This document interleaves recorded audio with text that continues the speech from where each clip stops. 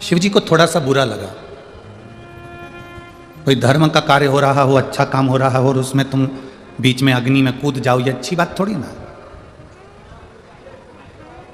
अब अपने अमरावती में इतना बड़ा धर्म का आयोजन हो रहा है,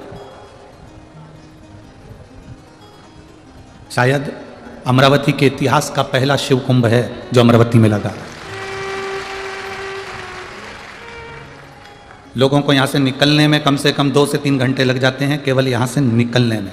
इतने भक्तों का सैलाब, जो टीवी पर सुन रहे होंगे, आस्था चैनल पर सुन रहे होंगे, फेसबुक यूट्यूब पर सुन रहे होंगे, वो इस भक्तों के सैलाब को, शिव भक्तों के इन सैलाब को देख रहे होंगे। इतना बड़ा धार्मिक आयोजन जैसे अपने नगर में हो रहा है, राजा दक्ष प्रजापति के यहाँ भी एक यज्ञ हो रहा था, बड़ा आयोजन हो रहा था, और इतने बड़े आयोजन में सती मैया उस अग्नि में कूद कर मर जाएं, प्राण छोड़ दें, तो अच्छा लगेगा क्या भगवान शिव को? आप अगर धर्म की जय बोलते हो, अधर्म का नाश हो, प्राणियों में सद्भावना हो और विश्व का कल्याण।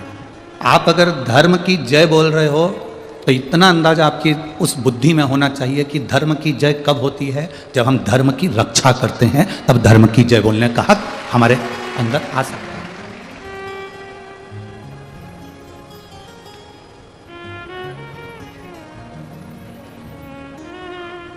तब धर्म की जय बोलने का हक हमारे भीतर आ सकता है। अब इतना बड़ा यज्ञ राजा दक्ष प्रजापति के यहाँ हो रहा है और उस यज्ञ में माता सती अपने प्राणों को त्याग दे, तो ये अच्छी बात थोड़ी। इतना बड़ा यज्ञ अमरावती की माँ अम्बा की इस पवित्र भूमि पर हो रहा हो, इतनी बड़ी शिव महापुराण की कथा हो रही हो, और उस कथा में अगर कोई कमेंट्स करे, कोई अपशब्द बोल दे, कोई ताना दे दे, कोई कुछ कह दे, कोई कुछ कह दे, उसमें उसकी श्रेष्ठता नहीं बनती, उसमें उसका एक आनंद नहीं बनता।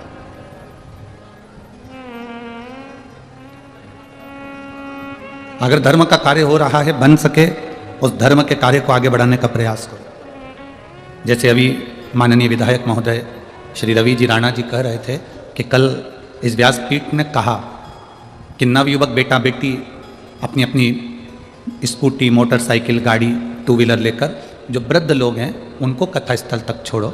और आज वास्तव में हमको भी प्रसन्नता है कि हम आ रहे थे तो बुजुर्ग महिलाओं को और पुरुषों को लोग यहाँ तक छोड़ रहे हैं।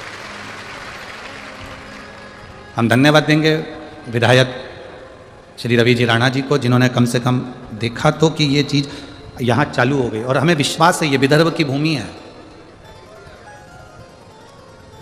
ये कोई साधारण सी भूमि नहीं है विदर्भ की, जहाँ राम जी की दादाजी की ससुराल है, जहाँ भगवान कृष्ण की ससुराल है, जहाँ भगवान राम के सूर्यवंश में राजा सगर की ससुराल है। ये विदर्भ की भूमि से ही भगवान कृष्ण अपने लिए कन्या लेकर गए, इस विदर्भ की भूमि से राम जी के दादाजी अपने लिए कन्या लेकर गए, इस विदर्भ की भूमि से सूर्यवंश के राजा सगर अपने लिए कन्या लेकर गए। आखिर इस विदर्भ की भूमि में ऐसा क्या है? क्या दुनिया में और जगह कन्याएं नहीं है? पर विदर्भ के भूमि की जो कन्या है, ये कन्या शिव के प्रति, भक्ति के प्रति और भगवान के प्रति पूर्ण समर्पित होती है, पूर्ण समर्पित। इनके भीतर जो भाव है भगवान के चरणारविंद के प्रति। अभी हम आ रहे थे तब एक हमारा जो ड्राइवर हैं, जो भी गाड़ी चलाते हैं, हम उनको तो कहेंगे कि वो शिव हैं जो हमको यहाँ तक लेकर आते हैं। तो वो गाड़ी का हॉर्न दे रहे थे और एक लड़की 2-3 बुजुर्ग महिलाओं को अपनी गाड़ी पर बिठा रही थी, जिनके हाथ कांप रहे थे उनको अपनी गाड़ी पर बिठाकर एक लड़की लेकर जा रही थी। उसके पास में एक महिला खड़ी थी, उस महिला ने उस लड़की की पीठ को थपथपाया, कहा, बेटी ये मेरी सास है, जिद पकड़ कर बैठी थी कि अपने नगर में कथा हो रही है, एक बार मुझे बस दर्शन करा ला। हमने कहा सीहोर वाले महाराज का दर्शन नहीं होगा, तो मेरी सास कह रही थी तू चल तो सही, नहीं होगा तो उस भूमि को हम प्रणाम कर लेंगे, कंकर शंकर को नमन कर लेंगे, और हमें लेकर तो चल। बेटी को धन्यवाद इसलिए दिया क्योंकि हमारा ड्राइवर हॉर्न बजा रहा था और उसने पीछे पलट कर देखा, और बुजुर्ग महिला ने पीछे पलट कर देखा तो बेटी को और थपथपा कर कहा, मेरे दोनों काम हो गए, दोनों काम हो गए। अब इतना विश्वास इस विदर्भ की भूमि पर है लोगों का भाव बड़ा शुद्ध, बहुत शुद्ध।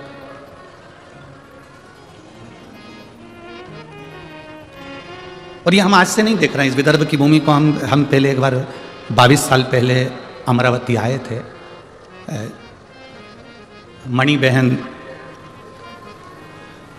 मणिरत्न खादवाले जो सोनी जी हैं, उनके यहाँ की माता जी, उनके काशी रामेश्वर करी थी। उस समय पर एक बार यहाँ आना हुआ था, 1-2 दिन के लिए यहाँ, 22 वर्ष पहले। उनकी 2 बहनें थी, नारायणी बाई और कमला बाई। वो दोनों भगवान की अविरल भक्ति में डूबी रहती थी। अब मणि बाई तो नहीं है, कमला बाई भी नहीं है, पर नारायणी बाई आज भी है, और उनकी भक्ति आज भी शिव के प्रति, नारायण के प्रति रमी रहती है।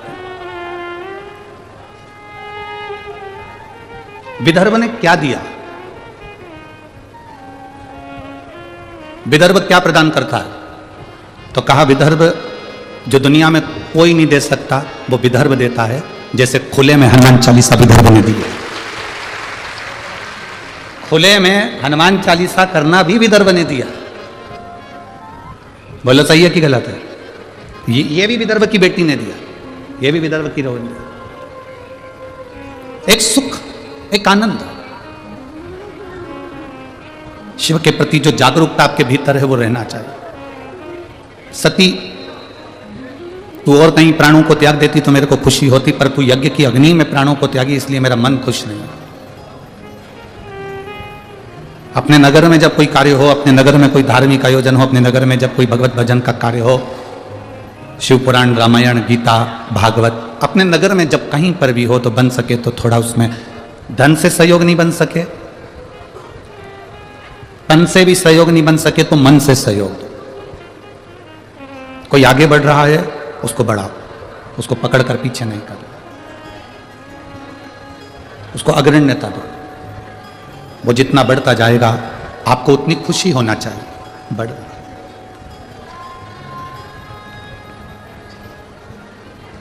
शिव कथा कर रही है, भगवान शंकर का पावन चरित्र कर रहा है। सती ने एक गलती कर दी कि वो धार्मिक आयोजन के उस यज्ञ में अपने प्राणों को त्याग दी, इसलिए शिव जी को क्रोध आ गया।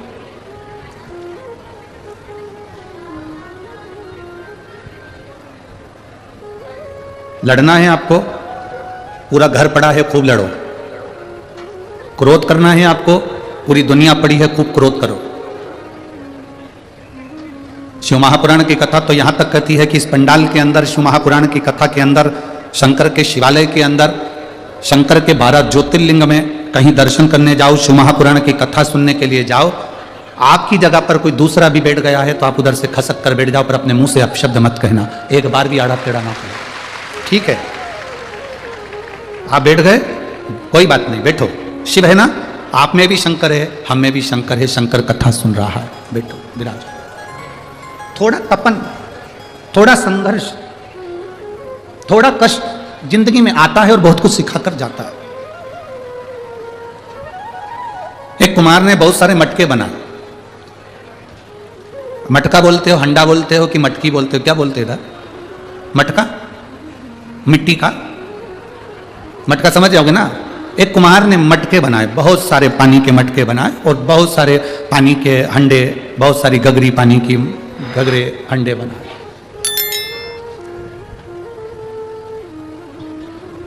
अग्नि में तपाया। जैसे ही अग्नि में तपाने के लिए मटकों को लेकर चला, उसमें से एक मटका छुप गया।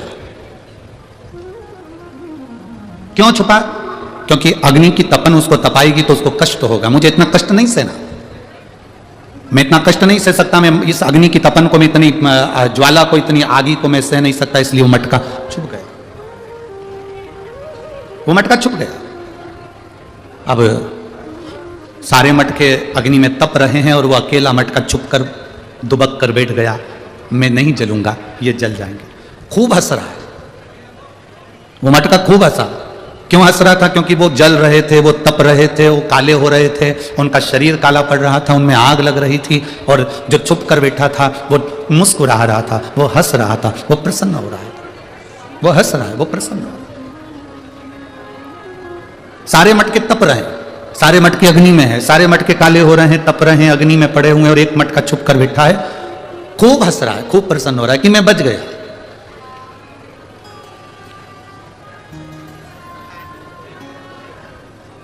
ये मटके की जो कथा है ना, ये आपकी और हमारी भी कथा है। जब अपने स्कूल में दवाई पिलाने वाले आते थे और इंजेक्शन लगाने वाले आते थे तो सबसे पहले अपन ही भग जाते थे। बोलो सही है कि गलत है? अरे जम के तो बोलो, सही है ना? स्कूल में बच्चों को जब दवाई पिलाने आते हैं, इंजेक्शन लगाने आते हैं, और कभी कभी मेडिकल की टीम आती है और सारे स्कूल के गेट बंद कर दिए जाते हैं चारों तरफ से। क्यों स्कूल के गेट इसलिए बंद कर देते हैं? क्योंकि डॉक्टर को देखकर, सिस्टर को देख के सब भग जाएंगे, इंजेक्शन कोई नहीं लगवाएगा, दवाई कोई नहीं पिएगा। स्कूल के गेट बंद करे बड़े बड़े, सारी क्लासों में सूचना दे दी, आज मेडिकल कैंप लगा है, सबको दवाई लेना है, सबको इंजेक्शन लगवाना। टिटनेस का इंजेक्शन सबको लगेगा, लाइन लगाओ। सब लाइन लगाते और अपन पीछे से खसक जाते। एक मटका छुप गया और छुपकर वो मटका बैठ गया और हंस रहा है, खूब हंस रहा है, खूब प्रसन्न हुआ। और वो मटका इतना हंसा, इतना प्रसन्न हुआ कि ये सब काले हो गए, ये सब जल गए, सब तप गए और मैं बच गया। समय आया, सारे मटके काले पड़ने के बाद में ठंडे हो गए, आग ठंडी हो गई, अग्नि ठंडी हो गई, और अग्नि जब ठंडी हुई, आग जब ठंडी हुई, अग्नि जब पूरी ठंडी हो गई, आग पूरी जब ठंडी हो गई, 2 घंटे निकले थे और तेज जलवृष्टि हो गई। इतना तेज पानी गिरा, इतना तेज जलवृष्टि हुई, इतना तेज पानी गिरना प्रारंभ हुआ, जो छुपकर बैठा था वो पूरा गल के मट्टी में मिल गया, और जो अग्नि में तपे हुए थे वो पानी में भी अलमस्त होकर पड़े हुए। अलमस्त।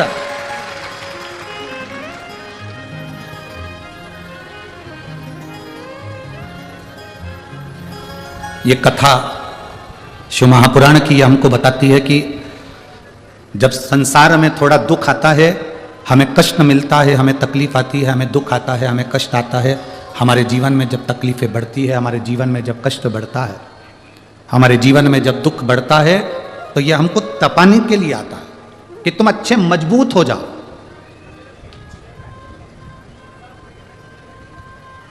अभी जैसे विधायक जी ने कहा, माननीय श्री रवि जी राणा जी ने, कि किसान को थोड़ी सी फसल नहीं आती या थोड़ा सा अनाज नहीं आता, थोड़ी सी तकलीफ आती है, तो वो किसान अपने प्राणों को त्याग देता। क्यों? किस लिए? तप रहे हो, खूब तपो, छुप मत जाना उस मटके के जैसे। मटके के जैसे अगर छुप गए, जम के जलवृष्टि हो गई, जम के पानी आ गया तो गल जाओगे। जो तप गया, दुख आया, तकलीफ आई, कष्ट आया, रोग आया, बीमारी आई, तकलीफें आई, और जिसने उस तपन को झेल लिया, जिसने उस कष्ट को झेल लिया, फिर वो कभी टूट कर जमीन पर नहीं गिरा, वो जमीन की मिट्टी में नहीं मिला, वो मजबूत रहा है और उसमें पानी भी भरा। कोई ने गाली दी ना, आपको मजबूत कर रहा है। कोई ने अपशब्द कहा ना, आपको मजबूत कर रहा है। कोई आड़ा टेढ़ा बोला ना, आपको मजबूत कर रहा है। एक पत्र है,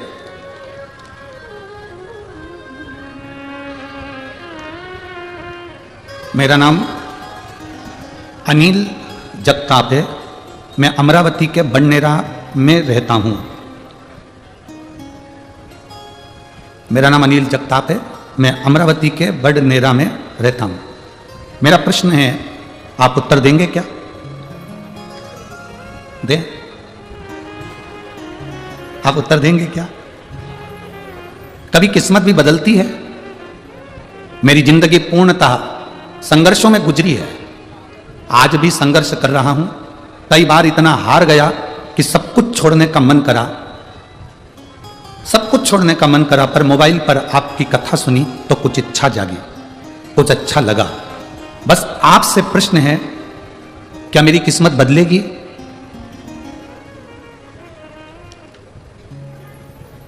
कपड़े बदलते हैं कि नहीं बदलते हैं? अरे जम के बोलते जाओ, बदलते हैं। यहां तक पहुंचे तो गाड़ी बदले कि नहीं बदले? बदली ना। चप्पल टूट गई तो चप्पल बदली कि नहीं बदली? घड़ी का पट्टा टूट गया तो पट्टा बदला कि नहीं बदला?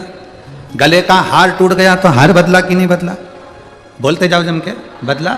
छत टूट गई, चद्दर बेकार हो गई तो चद्दर बदली कि नहीं बदली? दुकान का फर्श बेकार हो गया तो फर्श बदलती है, क्यों नहीं बदलती? दोस्त बदले, बचपन में दूसरे थे, जवानी में दूसरे आए, बुढ़ापे में दूसरे आए। कपड़ा बदला, परिवार बदला। जिन बच्चों को माँ ने दूध पिलाया वो बच्चे ही बदल गए, तो तू किस्मत बदलने की बात कर रहा है? क्यों नहीं बदल? औलाद बदल जाती है, बोलो बोलो सही है कि गलत है? औलाद बदल जाए तो किस्मत ना बदले। बस कर्म पक्का रखना, विश्वास दृढ़ रखना। जिसका भरोसा पक्का होता है वो कभी हारता नहीं है। दुनिया का इस मृत्यु लोक का सबसे अच्छा पौधा कौन सा है? सबसे अच्छा वृक्ष कौन सा है? जम के बोलो जल्दी से। इस मृत्यु लोक का, संसार सागर का सबसे अच्छा पौधा, सबसे अच्छा वृक्ष कौन सा है? बेलपत्र का, पीपल का, आंवले का? इस मृत्यु लोक का सबसे अच्छा पौधा, सबसे अच्छा वृक्ष है विश्वास, जो दिल में होना चाहिए। इस विश्वास को लगाने के लिए जमीन नहीं चाहिए, इस विश्वास को लगाने के लिए भूमि नहीं चाहिए, इस विश्वास को लगाने के लिए मिट्टी नहीं चाहिए। इस विश्वास को दिल में प्रकट करना पड़ता है, इस विश्वास को दिल में बोना पड़ता है। और विश्वास पक्का होता है तो उसको महाकाल कहते हैं। यमराज को काल कहते हैं और महादेव को महाकाल कहते हैं। एक पत्र है, देखिए।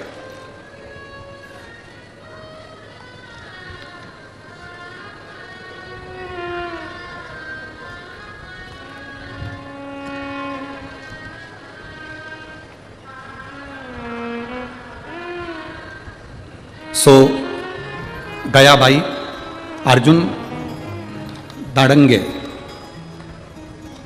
रहवासी नांदुरा, नांदुरा, तहसील नांदुरा, जिला बुल्ढाना, राज्य महाराष्ट्र। मोबाइल नंबर ये है। कहीं बैठी हैं? कहीं बैठी हो तो हाथ हिलाएंगे। सो गयाबाई, आप लोग एलईडी पर भी इस पत्र को पढ़ सकते हैं। हम जितने पत्र पढ़ते हैं आप लोग टीवी पे पढ़ सकते हैं। सो गयाबाई अर्जुन दाड़ंगे, नांदुरा, तहसील नांदुरा, जिला बुल्ढाना, राज्य महाराष्ट्र। मोबाइल नंबर ये है। कहीं बैठी हो तो हाथ हिला सकती हैं। अगर कहीं बैठी हो तो हाथ हिला सकती हैं। गुरुदेव, क्या वर्णन करूं मैं? मेरा लड़का अमोल, उम्र 33 साल, 5 बहनों का एक ही भाई। एक दिन 12 जून 2023 को रात को 12:30 पर अनमोल के पेट में जोर से दर्द हुआ। उसके 15 दिन तक यूरिन नहीं जा पाया। 15 दिन तक जब यूरिन नहीं गया तो इसको हम अकोला के केयर हॉस्पिटल में एडमिट किया। डॉक्टर ने रिपोर्ट निकाली, बोले किडनी और लीवर दोनों डैमेज हो गए हैं, दोनों खराब हो गए। फिर उसके 17 दिन बाद डायलिसिस की प्रतिक्रिया प्रारंभ हुई। 65 दिन, 3 महीने से ज्यादा उसको वेंटिलेटर पर रखा। कितने महीने? जम के बोलो जरा। इसमें दिन लिखे हैं 65 दिन, आप लोग पत्र में पढ़ रहे होंगे। 65 दिन वेंटिलेटर पर रखा। 17 दिन लगातार डायलिसिस चलता रहा। हर 15-20 मिनट में डायलिसिस होता था। हम रोज हॉस्पिटल में बाबा से प्रार्थना करते, बाबा ये क्या हो गया? गुरुदेव, हम बेलपत्री ले जाकर शिवजी की बेटे के सिराने रख देते, पर उसकी हालत में सुधार नहीं आया। तबीयत और सीरियस हो गई। 22 जून को डॉक्टर ने 99% इसको मृत घोषित कर दिया। 22 जून को जब दोपहर में मृत घोषित करा, तब 1 घंटे बाद पूर्ण रूप से इसको मृत घोषित कर दिया। जब मृत घोषित करा, हमने डॉक्टर से निवेदन करा कि 1 दिन और आप प्रयास करो, अगर इसमें सांस आ जाए। मेरा इकलौता लड़का, 5 बहनों का एक भाई है, एक ही इकलौता लड़का है, हमारे वंश में दूसरा कोई लड़का नहीं है। आप प्रयास करो ना डॉक्टर साहब, 1 दिन और हॉस्पिटल में रखो। डॉक्टर ने कहा तुम्हारे कहने से 1 दिन हॉस्पिटल में रख लेते हैं, आप कागज पे लिख दो कि हमने 1 दिन के लिए हॉस्पिटल में रखा, हमारी कोई जवाबदारी नहीं, क्योंकि मर चुका है। हम डॉक्टर से कहकर 1 दिन हमने रखा। रिश्तेदार को हमने तुरंत बेलपत्री के पेड़ के नीचे शिवलिंग का निर्माण करने को बोला। रुद्राक्ष बुलवाया, 1 दिन मांगा था और सीहोर का रुद्राक्ष बुलवाया। उसको पानी के लोटे में हम वहीं से शंकर जी के मंदिर कुबेरेश्वर धाम से गला के लाए, और यहाँ आते से हमने उसको पानी की तैयारी करी। 5 बजे शाम को अंतिम संस्कार की तैयारी होने लगी। दूसरा दिन हो गया था, पत्र पढ़िएगा आप भी। दूसरे दिन रिश्तेदारों ने शाम को 5 बजे अंतिम संस्कार की तैयारी करना प्रारंभ करी। दरवाजे पर बांस बांबू आ गए, सफेद कपड़ा आ गया, आरती तैयार हो गई, हॉस्पिटल से लेकर आने की तैयारी हो गई। बहू ने कहा एक बार वो सीहोर वाला महाराज कहता है उसका रुद्राक्ष का पानी आ जान दो, 20 मिनट और रुक जाओ। 20 मिनट वो रुद्राक्ष का जल, बेलपत्र, शिव जी पे चढ़ा हुआ पानी उसके चेहरे पर लगाया, और पत्नी ने अपनी जब जम के अपने पति को पुकारा, बेटे के हाथ पैर हिलना प्रारंभ हुए, शरीर में कंपन हुआ, और फिर वापस जांच प्रारंभ हुई, और बाबा की कृपा से 1 घंटे के अंदर वेंटिलेटर से उतर गया, उसका शरीर काम करने लगा और उसकी लीवर और किडनी भी ठीक हो गई। हम फोटो भी लगा रहे हैं गुरुजी, जब वो प्राण छोड़ चुका था उसका भी फोटो लगा है, जिस समय उसको कपड़ा उड़ा दिया गया था, और उसके बाद जब वो ठीक हो गया उसके भी फोटो लगाए गए। ये शिव तत्व है। ओघड़ी शंभू सो गया बाई अर्जुन दांगड़े, राह नांदुरा, तहसील नांदुरा, जिला बुल्ढाना, राज्य महाराष्ट्र, मोबाइल नंबर ये शिव तत्व है, ये ओघड़ी है, शंभू। हमने कल भी कहा था सीहोर का रुद्राक्ष ना तो बेचा जाता है ना कहीं भेजा जाता है। सीहोर का रुद्राक्ष तो आपको स्वयं कंकर शंकर की धरा पर आना पड़ेगा। कंकर, जैसे आज माननीय विधायक महोदय कह रहे थे कि हमने उस जगह पर देखा है कि जो कंकर शंकर की पूजन कर कर आता है और जो मांगता है वो मिलता है। उस भूमि को नमन करो, प्रणाम करो, हाथ फैलाकर बाबा से मांगो। भले तुम संपदा के लिए मांग रहे हो, रोग मुक्ति के लिए मांग रहे हो, चाहे किस भाव से मांगो। हम जानते हैं अभी कुबेरेश्वर धाम पर व्यवस्थाएं नहीं है, आप लोगों के हिसाब से वीआईपी कमरे नहीं है, रूम नहीं है, टीन शेड लगा है, हॉल बना है, जहाँ मर्जी पड़े सो जाओ, विश्राम करो, गादी तकिया लो, सब निःशुल्क में प्राप्त करके सो, वापिस जमा करो, भोजन प्रसाद में खिचड़ी महाप्रसाद का आनंद पाओ, रात्रि है पूरी सब्जी जो भी बन जाए आराम से पाओ, भगवान का भजन करो निःशुल्क। कोई रुद्राक्ष सीहोर कुबेरेश्वर धाम का कोई नहीं दे सकता।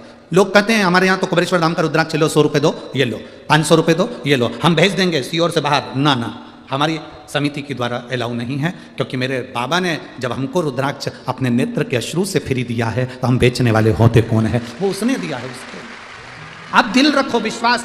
दुनिया का वो कौन सा पौधा है, दुनिया का वो कौन सा वृक्ष है जो सबसे सुंदर है, वो विश्वास है। आपका विश्वास जितना दृढ़ होता है, मेरा भोलेनाथ आपके सामने खड़ा मिलता है, आपकी दुख की घड़ी में आपके सामने। क्या किस्मत बदलती है? क्यों नहीं बदलती? जब सफेद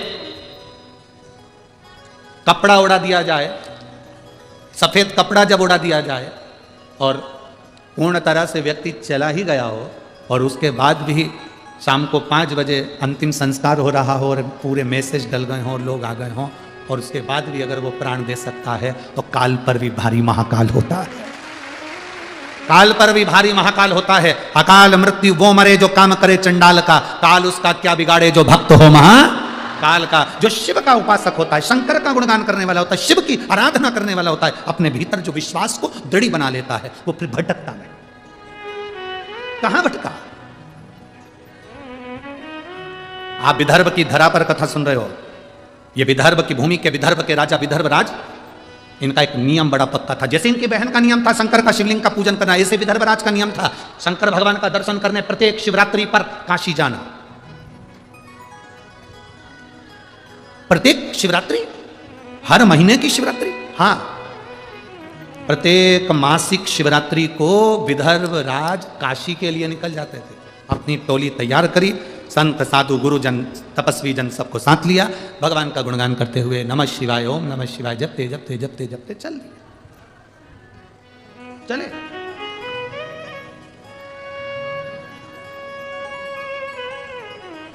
अब विदर्भ राज जब काशी के लिए चले और चलते चलते विदर्भ राज का पड़ाव बीच मार्ग में रुका। आज विदर्भ राज को नहीं मालूम था कि मेरा पड़ाव जहां पर रुका है यह कौंडल्य मुनि का आश्रम है।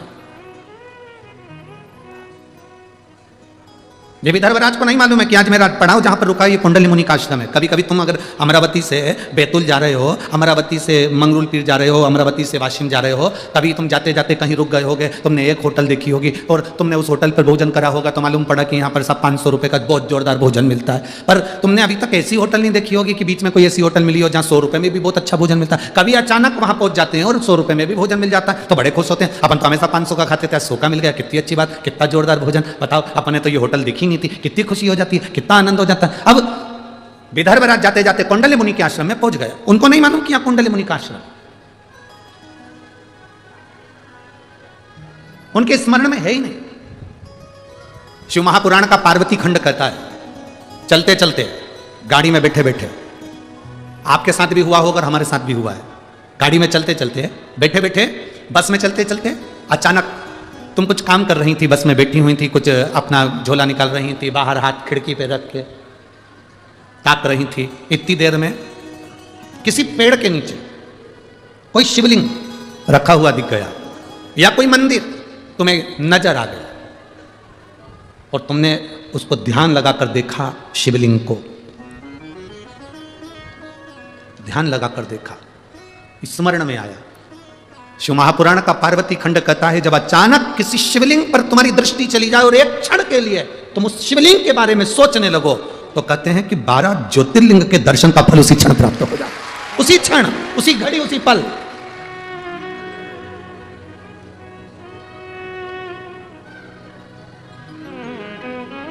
शिव का दर्शन, शिव महापुराण की कथा, शंकर भगवान का भक्त का दर्शन, शिवालय का दर्शन, ये शंकर की अनुमति बिना नहीं हो सकता। जन्म, मरण और परण, समझते हो ना 3 चीज। जन्म मतलब डॉक्टर ने कह दिया 14 तारीख को बहू की डिलीवरी होगी, मालूम पड़े 15 दिन और निकल गए या फिर 8 दिन पहले ही हो गई क्योंकि उसने जन्म देने वाला वो। मरण, डॉक्टर ने कह दिया इसकी अंतिम सांसें चल रही है, इसको घर ले जाओ, मालूम पड़े 2-4-6 महीने तो ये निकाल दिए। आप में से कई बुजुर्ग माताएं बैठी है जो 2-4 बार तो इनकी बहुओं ने नीचे गोबर लीप के सुला दिया, फिर भी नहीं निपटी, फिर भी वैसी की वैसी है। और कई ये लोग ऐसे थे जिनका सोचा ही नहीं था कि इसको कोई बीमारी होगी, इसको कोई तकलीफ होगी, इसको कोई कष्ट होगा, और सुनने को मिल गया, बेचारा मर गया, उसके प्राण छूट गए। मरण, जन्म उसके हाथ में, मरण उसके हाथ में, और परण मतलब विवाह, शादी किससे होना है। कितनी पत्रिका देखी, यहां जितनी मेरी बेटियां बैठी हैं, जितनी मेरी जीजियां बैठी हैं, मेरी बहनें जितनी बैठी हुई हैं, मेरी माताएं जितनी बैठी हुई हैं, आपके लिए कितने लड़के देखे होंगे, ईमानदारी से बता। तुम खुद दिल पे हाथ रख के बोलो कि तुम्हारे लिए कितना लड़का देखा, पर तुम्हारी किस्मत में यही भेरू लिखा था। कितना देखा, कितना ढूंढा। बोलो री जीजी हो, उधर वाली सही है कि गलत है? सही है ना। कितने ढूंढे, किसी से पत्रिका नहीं मिली, किसी से नाम नहीं मिला, किसी का संबंध पसंद नहीं आया, किसी की नाक टेढ़ी थी, किसी की आंख बेंगी थी, कोई अटका था, नाम पूछो तो अटक जाता था, पूछा नाम क्या तो के फूल चल, 2 घंटे में फू निकला, आधे घंटे में चंद निकला।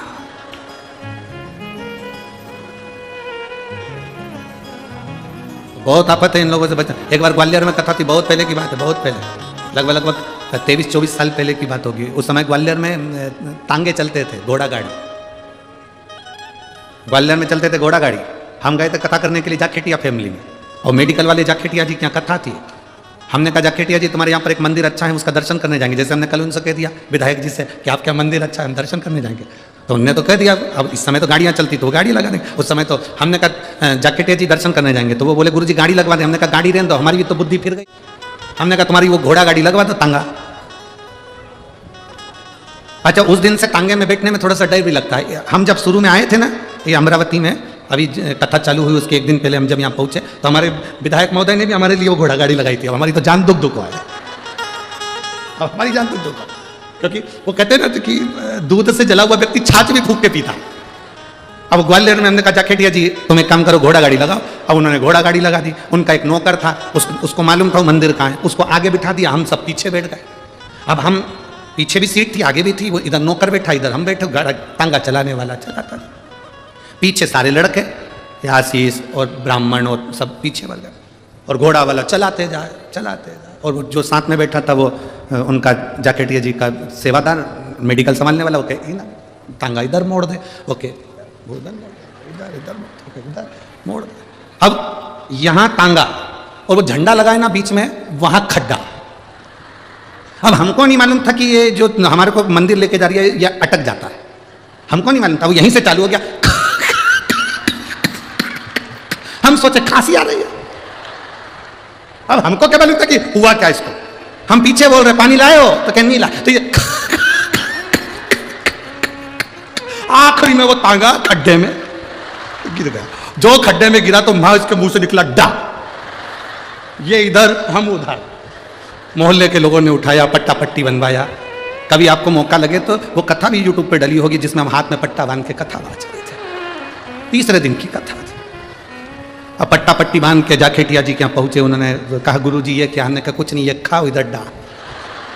ऐसा तुमने आदमी भेजा कि वो अटक गया यहाँ से, वो पोछा मंडा निकल। जाकेटिया जी बोले गलती हो गई गुरु। कोई गलती वाली बात नहीं, हमें क्या मालूम था कि बहुत दूर तक खड्डा चलता है।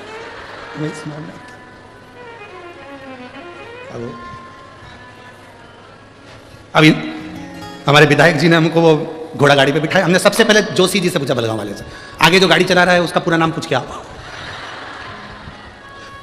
और जोशी जी ने उससे उसका नाम पूछा, फिर हमको आके बताया उसका नाम ये है। हमने कहा पूरा बोल रहा है? पूरा बोल रहा है। हमने चला, अब बड़ा उसको, अरे भाई शिव शिव। जब चलती हुई गाड़ी में कहीं शिवालय का दर्शन हो जाए तो समझना कि तुम्हारी किस्मत बड़ी प्रबल है, आज तुम्हें बाबा भोलेनाथ का दर्शन हो गया।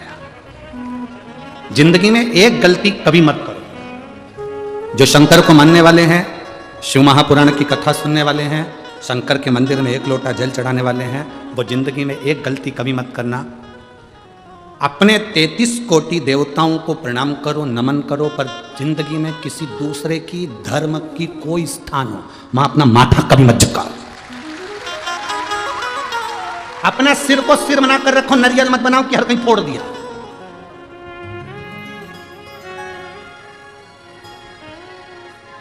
अपने देवताओं के आगे मस्तक झुकाओ, दूसरे के आगे नहीं।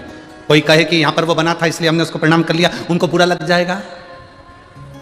अपनी सास को छोड़कर पड़ोसन को कितनी भी चाय पिला लो, पड़ोसन अपनी प्रॉपर्टी दे देगी। अरे बोलो तो जम के, अपनी सास को तुम भले प्रणाम मत करो, पड़ोसन को कितना भी कर लो, वो सोने की अंगूठी दे देगी। विदर्भ की पड़ोसन देती होगी, हमारे यहाँ की नहीं देती। हमारे सियोर की तो कभी नहीं देगी, भूत और भविष्य। तुम्हारे यहाँ की पड़ोसन अपनी प्रॉपर्टी दे सकती होगी, तुम प्रणाम करोगे, चाय पिलाओगे, काकी जी आओ साहब, काकी जी आओ साहब, काका जी आओ साहब, इनको पिलाओ उनको पिलाओ, वो अपनी प्रॉपर्टी दे सकते हो, हमारे यहाँ नहीं देते। घर की सास को तुम प्रणाम करो मत करो तो भी सास अपनी प्रॉपर्टी अपनी बहू को देती है। इसलिए निवेदन है, किसी दूसरे धर्म को तुम कितना भी नमन कर लो, वो तुम्हें कुछ नहीं दे सकते, देगा तो हमारा सनातन धर्म ही देगा। सनातन धर्म के सिवा कोई नहीं दे सकता, जो देगा वो सनातन धर्म देगा। क्यों झुके हम किसी के आगे? जरा सा कपड़ा डला हुआ देखा, फिर कहीं पे कपड़ा डला हुआ देखा। भगवान ने भी सोचा, लगा ले पड़ोसन को कितनी भी धोख लगा, अब आना मेरे पास लोटा भर के जल चला ले, अब आ तू लगा।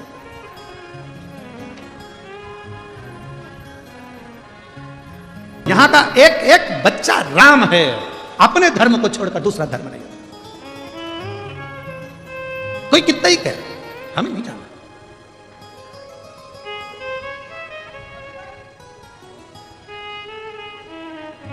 पति कितने होते हैं?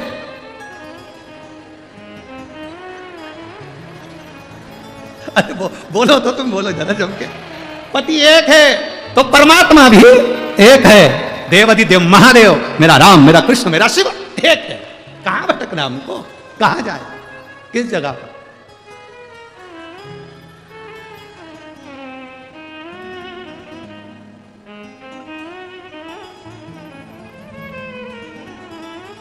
शिव कथा कह रही है। विदर्भ राज कौंडल्य मुनि के आश्रम में बिना अनायास, बिना सोचे पहली बार पड़ाव रुका और वहीं पर पहुंच गए। वहीं पर सीधे कौंडल्य मुनि के आश्रम में एकदम ध्यान चले जाए शिव जी पे, समझ लो किस्मत संवर गई। अचानक तुम्हारे घर के लोग कह दे कहाँ जा रही हो, तुमने पूछा क्यों कहाँ जा रहे हो, अरे अमरावती में कथा चल रही है। अच्छा सुबह गाड़ी जाएगी 4 बजे हम निकलेंगे, तू चल रही, अरे जरूर चलो।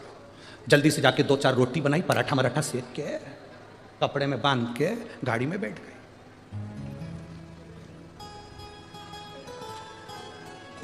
आते आते 4 में से 2 निपटा गई। आगे वाली पूछ रही थी क्या हो गया,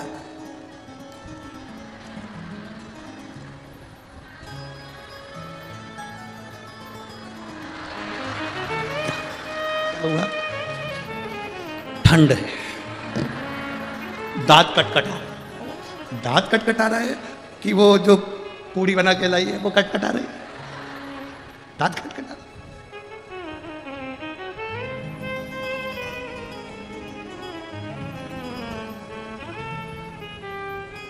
अब मन करा पहुंच गई, क्योंकि दिल में वो शिव था। विदर्भराज के दिल में विश्वनाथ बसे हुए थे। विश्वनाथ जाते जाते बीच में कौंडल्य मुनि के आश्रम में रुक गए। कौंडल्य मुनि के आश्रम में रुके, आज तक नहीं गए थे, पहली बार, आज तक नहीं गए। और कौंडल्य मुनि के आश्रम में जैसे ही प्रणाम करा, कौंडल्य मुनि तो तप साधना में लीन थे, नेत्रबंद थे। विदर्भराज ने देखा कि पहली बार इस आश्रम में आया हूं, बड़ा सुंदर है। बैठ गए, पूछा मुनि जी आश्रम बने, नेत्र कब खोलेंगे, इनका दर्शन कब? कहा पता नहीं कब नेत्र खोलें। राजा कौंडल्य मुनि के आश्रम में राजा विदर्भराज ने सोच लिया जब तक मुनि नेत्र खोलकर मुझे दर्शन नहीं देते तब तक मैं जाऊंगा, तब तक नहीं जाऊंगा। संकल्प जब हमारा पक्का होता है तो परमात्मा उसको पूर्ण करता है। एक पत्र है, देखिए, पहले देख लो, पूरी रिपोर्ट लगाई है, पूरी फाइल लगाई है आप लोग टीवी के माध्यम से, एक्सरे भी लगाया गया है और साथ में पूरी मेडिकल की रिपोर्टें लगाई गई हैं। आप सारी रिपोर्ट एलईडी के माध्यम से और टीवी के माध्यम से सारी रिपोर्टें आप देख सकते हैं। सारी रिपोर्टें मेडिकल की लगाई गई। अब पत्र है, मैं पुसद शहर महाराष्ट्र से हूं, मेरा नाम सूरज नेवल, मेरा मोबाइल नंबर ये है। कहीं बैठे हैं, कहीं बैठे हो तो हाथ हिला सकते हैं। मेरा नाम सूरज नेवल है, मैं पुसद शहर महाराष्ट्र से हूं, मेरा मोबाइल नंबर ये है। कहीं बैठे हो तो हाथ हिला सकते हैं। अच्छा इधर है क्या? हाँ हाथ हिलाओ एक बार, ठीक है, दिख गए। बच्चे को लाए हो के साथ में, लिया उसको ऊपर, लिया।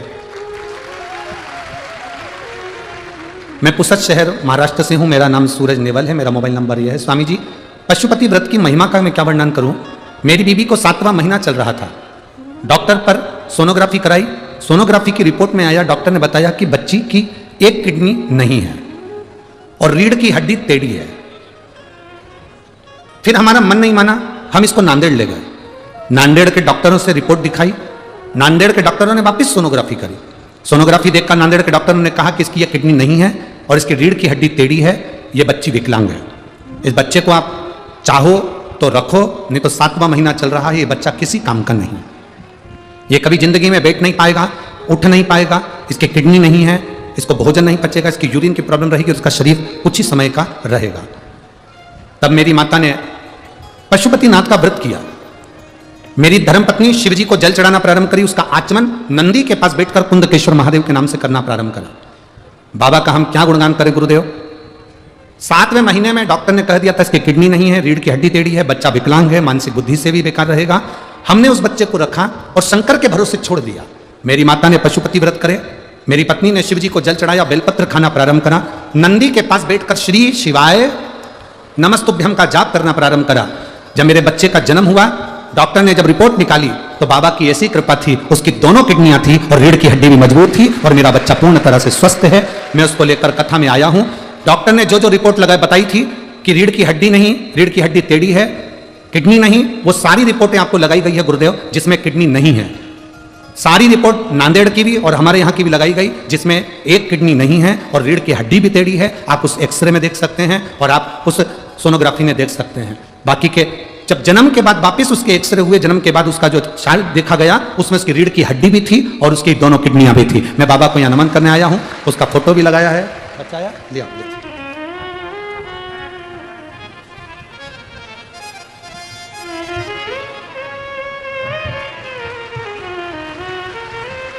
शंभू।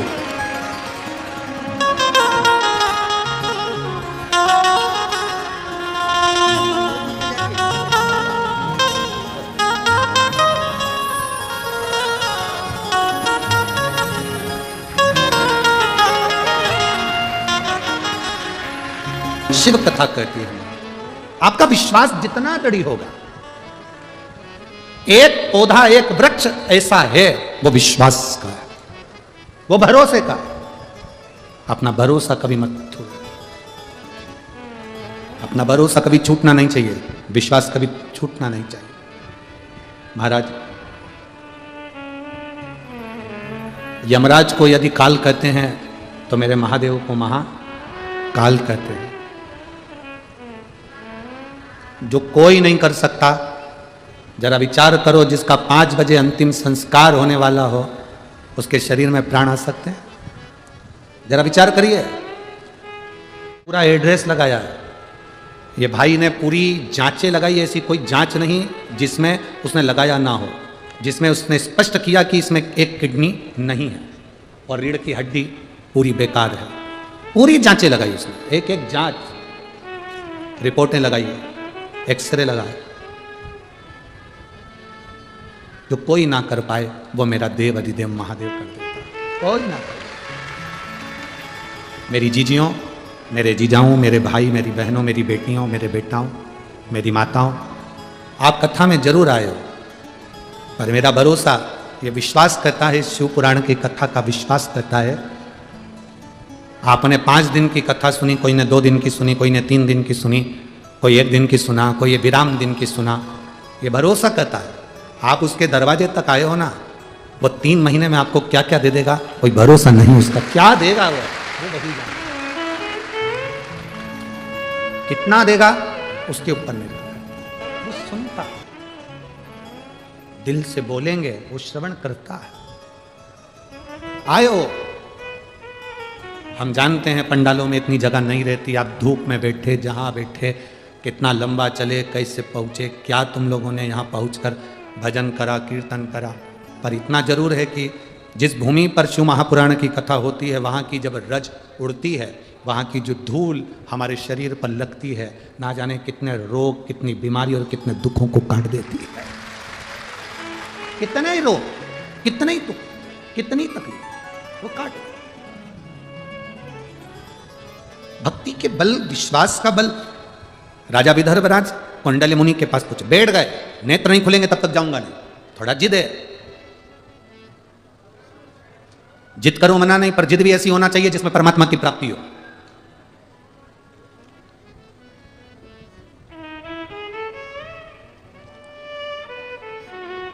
जिद करो मना नहीं, पर जिद भी ऐसी हो जिसमें परमात्मा की प्राप्ति हो। बैठ गए विदर्भराज, कौंडल्य मुनि के नेत्र बंद, नेत्र बंद, कौंडल्य मुनि के नेत्र खुले नहीं।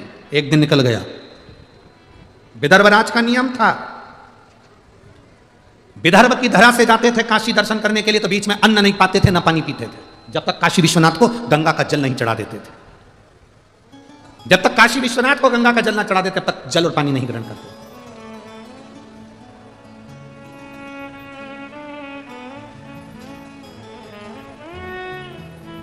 कल हम माननीय सांसद महोदय जी से कह रहे थे, श्रीमती नवनी जी राणा जी से, कि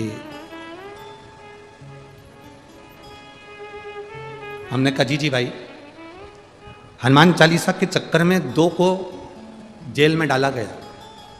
एक तुलसीदास जी और दूसरी थी तुम, जिसको जेल में पटका। एक तुलसीदास जी,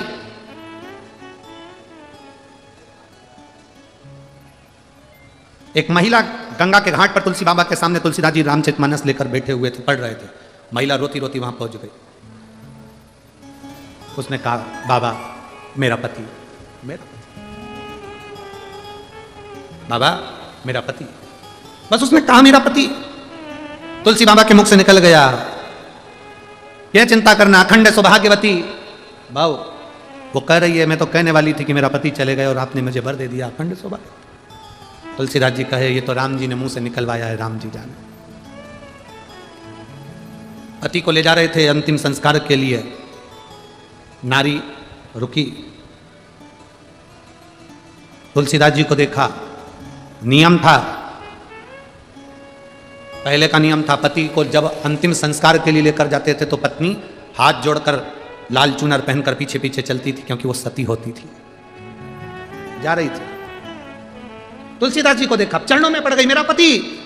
तुलसीदास जी मन में सोचे कि ये तो सवेरे मिली थी और मैंने इसको अखंड सौभाग्यवती होने का कहा था, और ये इसका पति तो मर गए, मर गए।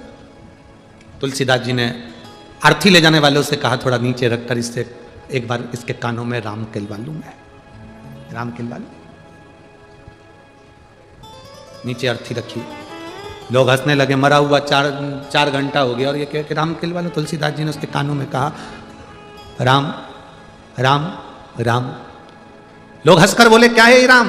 कि राम नाम ही तो सत्य है, उसके सिवा कुछ नहीं, इसका प्रमाण कौन देगा कि राम नाम सत्य है? तुलसीदास जी बोले, प्रमाण तो केवल राम जी दे सकते हैं, या फिर ये उठ के दे सकता है। 2 मिनट हुए, मुर्दा उठकर कहता है, राम नाम सत्य है। अकबर तक बात पहुंच गई, अकबर तक कि मुर्दा जिंदा हो गया, राम नाम के बल पर मुर्दा जिंदा हो गया। अकबर ने तुरंत बुलाया तुलसीदास जी को और कहा कि हमने सुना है तुम मुर्दे को जिंदा कर देते हो, तो हम एक मुर्दे को तुम्हारे सामने रखते हैं, जिंदा करके बता। तुलसीदास जी बोले, हमारे बस की बात है कि मुर्दे को जिंदा कर सकते हैं, ये तो राम नाम की बात है, राम जी कर सकते हैं, हमें कोई चमत्कार आता है क्या? संत साधु सन्यासी तपस्वी साधक उपासक कोई चमत्कार नहीं करते, वो तो भजन करते। हमने केवल भजन किया, उसका बल था। जब तक तुम इसको जीवित नहीं कर सकते, हम तुमको छोड़ेंगे नहीं, ले आओ जेल में डाल दो इसको। तुलसीदास जी को जेल में डाल दिया। तुलसीदास जी वहां बैठे बैठे करते क्या, उन्होंने पूरी दीवार पर काजल से हनुमान जी का गुणगान करना प्रारंभ कर दिया। जैसे जैसे तुलसीदास जी लिखते जा रहे थे, अकबर के पास सूचना आ गई कि छत पर 2 बांदर आकर बैठ गए। 2 बंदर, भगा दो। सूचना मिली कि वो 4 हो गए, भगा दो। 8 हो गए, भगा दो। मालूम पड़ा कि अकबर के नगर में बंदर ही बंदर इकट्ठे हो गए, कोई दरवाजा बजाए, कोई सामान तोड़े, कोई फेंके, कोई बाग, कोई बगीचा। अकबर समझ नहीं पाया क्या हुआ। तुलसीदास के पास जाकर क्षमा मांग ली, तू स्तुति बंद कर। तब तुलसीदास, बंदर जैसे ही कूदने लगे, अकबर क्षमा मांगा। मैं जानता हूं, एक बंदर कूदा उस शरीर पर, उसके प्राण आ गए।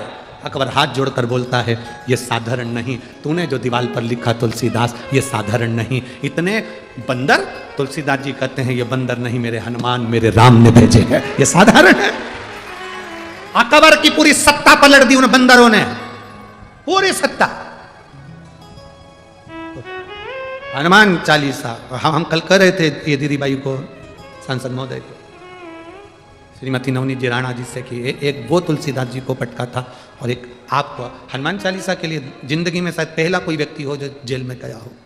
एक हनुमान जी उनके लिए आए थे और एक आपके लिए आए, और बाबा ने जो कृपा करी वो सारी दुनिया उसके साथ उतारा। बहुत बहुत शिव तत्व की प्राप्ति का एक सुख है, भगवान के नाम का एक सुख है, भगवान के भजन का एक सुख है। राजा विदर्भराज बैठ गए, जब तक नेत्र नहीं खुलते तब तक मैं नहीं जाता, नहीं जाऊंगा मैं। कौंडल्य मुनि नेत्र बंद कर बैठे थे। एक दिन बीत गया। राजा विदर्भराज का नियम था, विदर्भ से जाते थे काशी में, जाकर ही जल पीते थे, गंगा जल जब शिव जी को चढ़ाते थे तो उसी का आचमन करते थे, बस फिर भोजन करते थे, जब तक का अन्न पानी सब त्याग, अन्न पानी का त्याग कर देते। आप में से कई माताएं ऐसी हैं जो पूरे 3 घंटे की कथा को खड़े होकर सुनती हैं। कोई माता ऐसी हैं सुबह से कुछ नहीं खाती हैं, कोई भाई ऐसा कुछ नहीं खाता।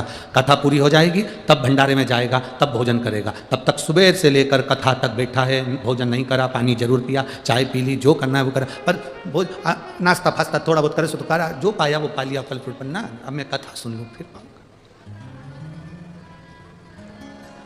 इतना बड़ा बड़ा बैग, ओढ़ने का कंबल, बिछाने की चादर, दवाई गोली, जो तुम्हें लगता है सब साथ में लेकर अपने, जैसे ही कथा पूरी हुई लोगों ने अपना अपना बिछाया। हम अमरावती के लोगों से कहेंगे, भाग्यशाली हो जो तुम्हारे नगर में ये कथा हो रही है। दिन में समय नहीं मिले तो रात में आकर इनका दर्शन करो, और दर्शन जरूर करो, ये मौका दूसरी बात नहीं। ये नहीं मिल सकता। जब रात्रि को लोग भजन करते हैं, आसपास की टोलियां, कोई ढोल, कोई मंजीरा, कोई नगाड़े, कोई डीजे, कोई बैंड बाजा ले लेकर आ जाते हैं, भगवान की भक्ति में डूब जाते हैं, ये दर्शन फिर नहीं हो सकता। बहुत मुश्किल, बहुत मुश्किल।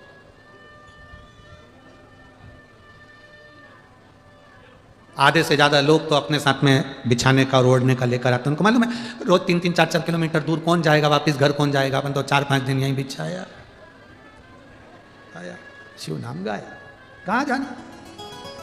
अमरावती के भी कई लोग ऐसे होंगे जो यहीं रह रहे होंगे। कितने हैं, जरा हाथ उठाओ तो जो अमरावती के लोग यहीं रह रहे हैं। अरे बहुत सारे हो रहे तुम लोग, धर लो वापस धरो वापस।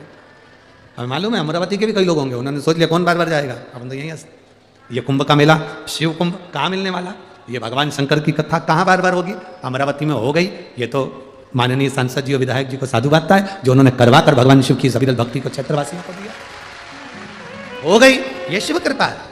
आप लोगों का जो इसमें सबसे ज्यादा अगर कुछ फल है तो आप लोगों का, आप लोगों ने जो 1 लोटा जल शिव जी को चढ़ाया उसी का पुण्य मिला कि ये कथा मिली। विदर्भ राज बैठ गए, जब तक मुनि नेत्र नहीं खोलेंगे तब तक मैं नहीं पाऊंगा। पाते तो थे ही नहीं, बैठ गए समाधि में लीन, कौंडल्य मुनि समाधि में लीन थे। 3 दिन बाद कौंडल्य मुनि के नेत्र खुले। राजन, तुम विदर्भ राज हो? हाँ। विदर्भ नरेश हो? हाँ।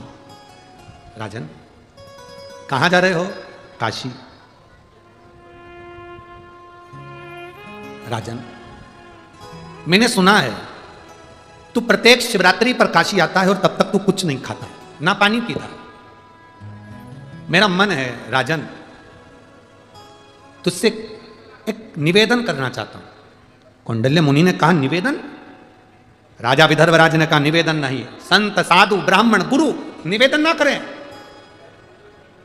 आज्ञा करें। संत निवेदन ना करे, आज्ञा करे। साधु निवेदन ना करे, आज्ञा करे। गुरु निवेदन ना करे, आज्ञा करे। आज्ञा क्या है बोलिए? कौंडल्य मुनि कहते हैं मेरा मन है तुम काशी आते हो, अपने विदर्भ की धरा पर शंकर भगवान के शिवलिंग की स्थापना क्यों नहीं कर लेते?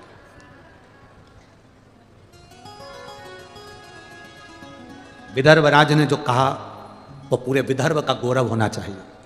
विदर्भ राज कहते हैं मैं विदर्भ में शिवलिंग की स्थापना तो कर लूं, मना नहीं है, पर शर्त केवल एक ही है। ये बात आप कह रहे हो, ये बात काशी के विश्वनाथ को स्थापना करो।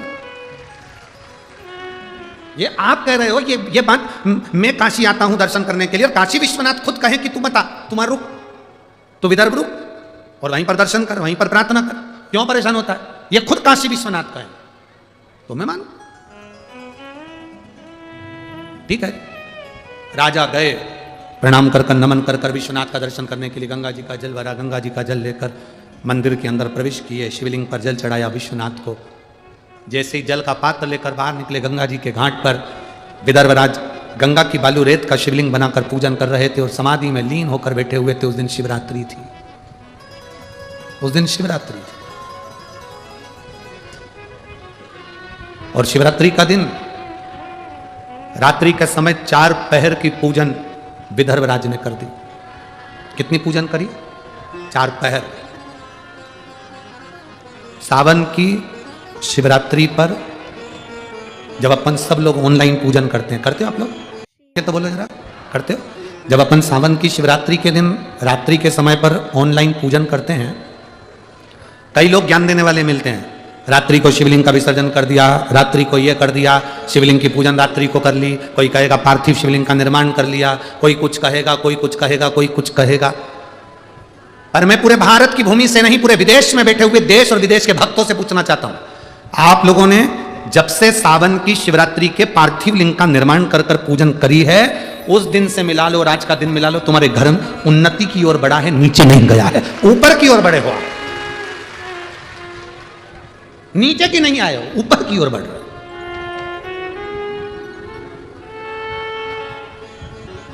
सावन के महीने की जब शिवरात्रि का ऑनलाइन पूजन कराया जाता है, जब आपको प्रसन्न होना चाहिए कि आपकी उन्नति की सीढ़ी पर आप चढ़ रहे, धीरे धीरे चढ़ रहे, उसका फल आपको मिलता जरूर। महाराज शिवरात्रि का दिन था, 4 पहर की पूजन कर रहे थे राजा विदर्भराज। 4 पहर के पूजन में विदर्भराज गंगा के घाट पर बैठे हुए बालूदेव का शिवलिंग बनाकर पूजन कर रहे थे। इतनी देर में भगवान विश्वनाथ गंगा के घाट पर राजा विदर्भ के लिए प्रकट हो गए। राजा विदर्भ से कहा, विदर्भराज सुनो, कौंडल्य मुनि ने जो तुमसे कहा तुम उसकी बात को स्वीकार करिए। विदर्भराज ने बोला, प्रभु आप कह रहे हो? हाँ, ये शब्द आपको कहना था, कौंडल्य मुनि बोल रहा है। भगवान शिव कहते हैं, मैं नहीं बोल रहा हूं, मैंने कौंडल्य मुनि से कह दिया था। कौंडल्य मुनि ने ही मेरे मन के भाव आपके सामने कहे। जब कोई शंकर का भक्त, शिव का उपासक, शंकर का गुणगान करने वाला, शंकर का भजन करने वाला कोई शब्द, कोई बात आपके बीच में कहता है ना, तो वो उस व्यक्ति के शब्द नहीं होते, स्वयं देवाधिदेव महादेव अपने शब्दों में किलवाए होते। स्वयं देवाधिदेव महादेव उसके शब्दों में किलवाए।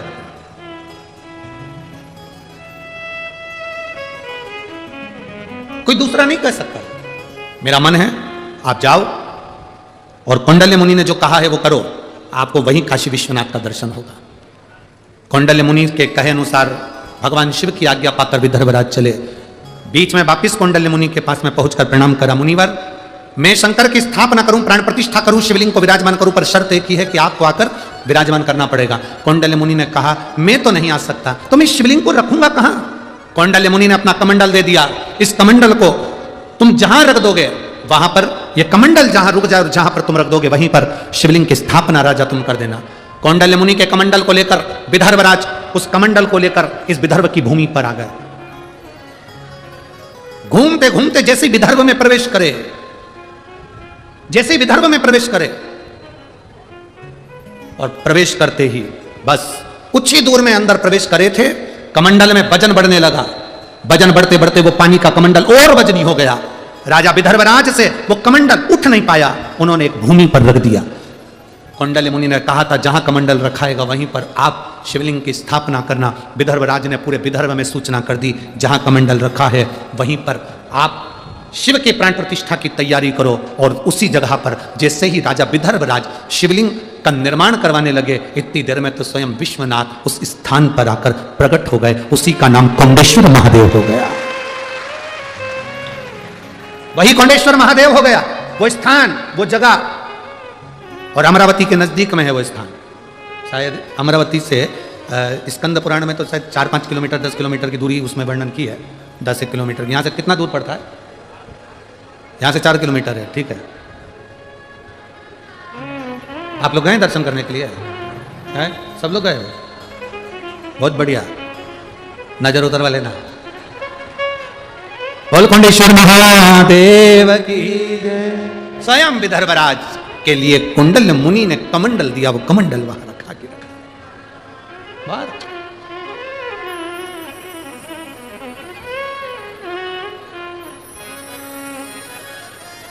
शिव कृपा, शंकर की उदारता, शिव महापुराण।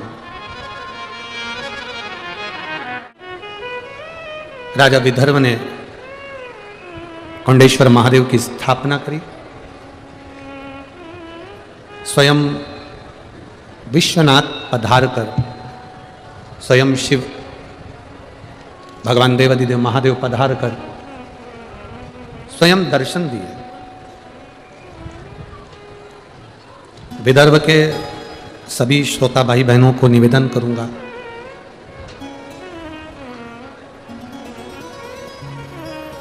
यदि काशी का दर्शन करने ना जा सको तो कौंडेश्वर महादेव का दर्शन कर लिया करो, काशी के दर्शन का पुण्य फल प्राप्त करो। तपोवनेश्वर का दर्शन कर लिया करो, अयोध्या का दर्शन हो जाए। आनंदेश्वर का दर्शन कर लिया करो, जीवन का एक आनंद अपने आप जिंदगी में प्राप्त हो जाए।